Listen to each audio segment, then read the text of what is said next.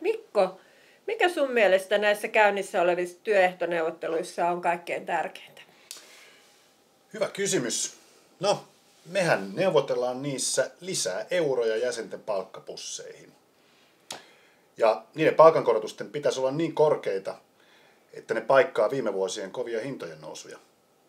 Mutta varmaan muitakin loimulaisille tärkeitä tavoitteita siellä neuvottelupöydissä on. Kyllä, kyllä. Viime kierroksellahan me saatiin kaikille korkeakoulutetuille yhdenvertaiset perhevapaat sopimuksiin.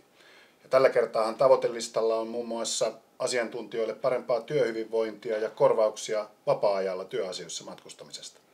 No ei ole mitään pieniä tavoitteita. No ei niin. Ja se täytyy muistaa, että ei ne kaikille yhteiset palkankorotukset eikä mitkään muutkaan työntekijöiden toivomat asiat tule kenellekään, ellei meidän Loimussa asiantuntijoiden ja muidenkin ammattijärjestöjen asiantuntijat neuvottele jäsenten puolesta.